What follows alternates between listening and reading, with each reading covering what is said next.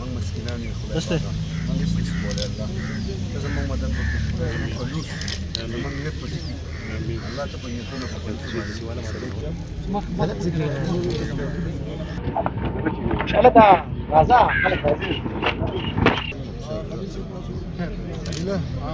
نن موږ بسم الله وکړه د بوټي زموږ اولنۍ دغه د دې نو مخکې خو موږ په سیټي کې موږ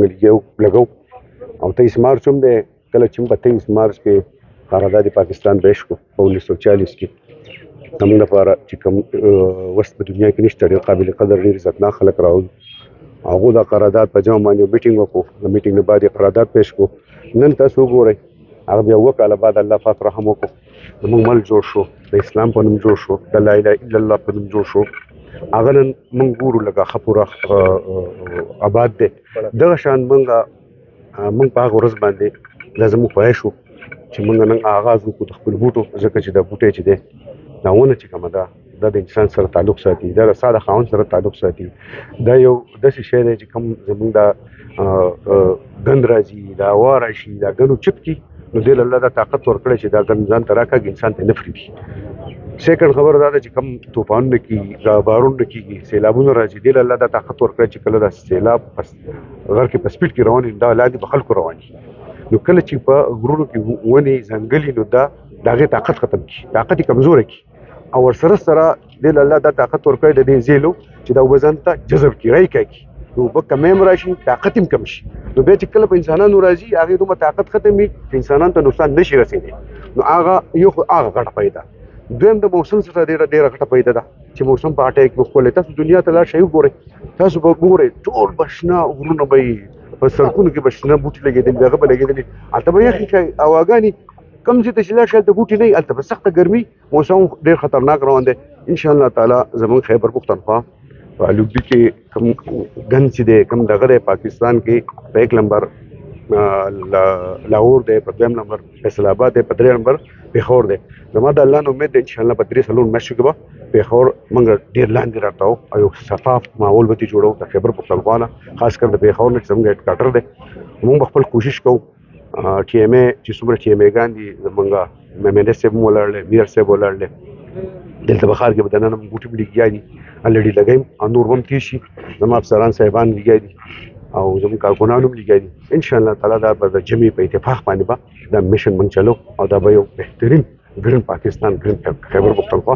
سوار په جوړ انشاءالله نن خو موږ د خپل پلانټیشن ډرایو چې کومه ده د هغې باقاعده آغاز وکړو او دا نن صرف شروع وه د منسټر صاحب خپل راغلی او میر صاحب راغلی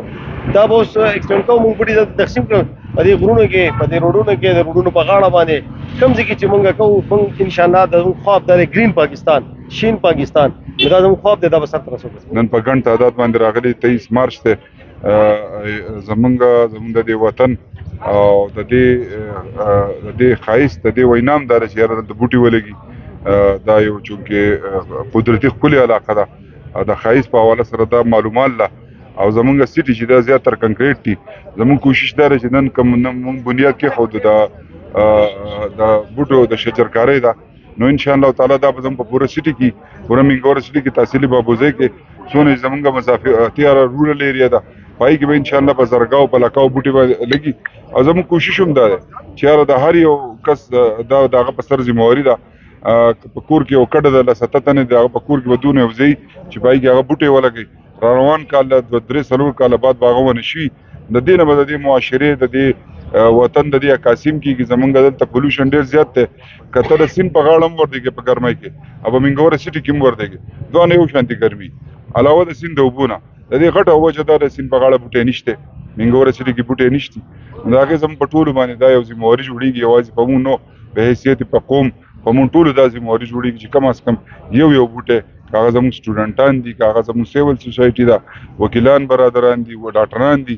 هر طبقه فکر چې دا غوم د مونږ ریکویسټ کوو چې په خپل علاقه کې په خپل کور کې کم از کم یو بوټی نن ولګوي د دې نه په دې بنیاد شروع شي انشاءالله تعالی